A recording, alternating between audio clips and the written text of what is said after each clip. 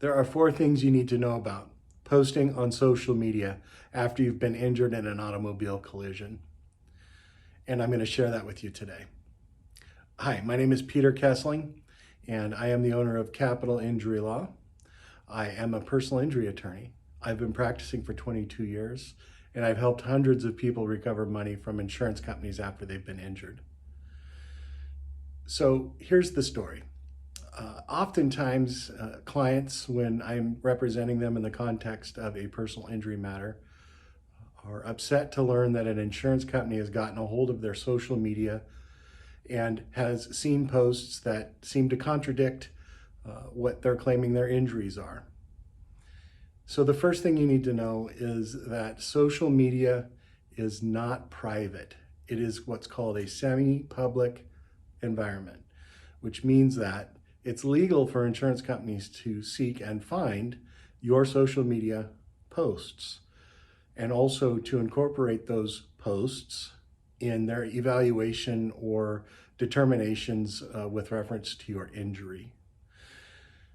That second point is that you can count on it, that the insurance companies are going to be looking at your social media to see if it's consistent with what you're claiming your injuries are.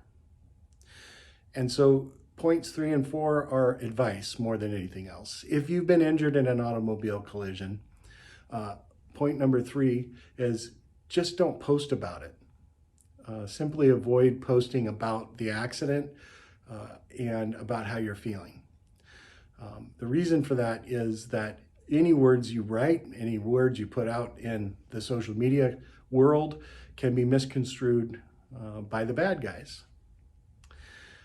The fourth point is that if you do post activities that you've done or things that seem like it might be inconsistent with the injuries that you have sustained, provide context.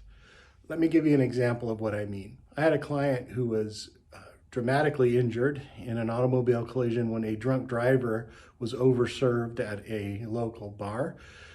And that driver left the parking lot of that bar and collided with the side of my client's vehicle, broke several bones in her foot and ankle.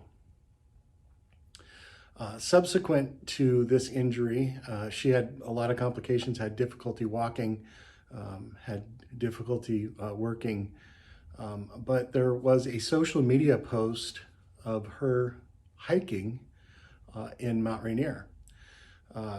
Actually, she didn't hike. There were photographs of her at the Mount Rainier National Park, and those photographs consisted of her getting out of her car, walking across a parking lot, and taking photographs at the trailhead. Of course, the insurance company saw those and thought that it proved that her leg injuries were all fake. Provide context in your post.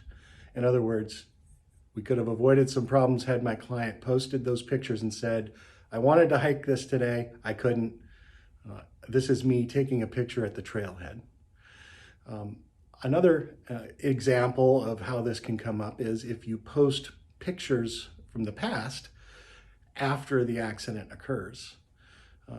So in this example, a photograph was posted of my client engaged in water skiing, even though he was claiming that his back injury prevented him from doing so.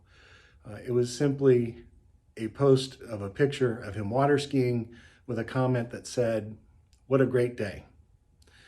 Well, the context was it was a photograph from 12 months prior to the accident.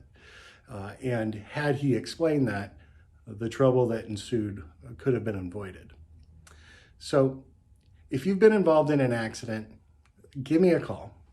I'd love to talk to you, strategize with you, give you some advice. I won't charge a dime.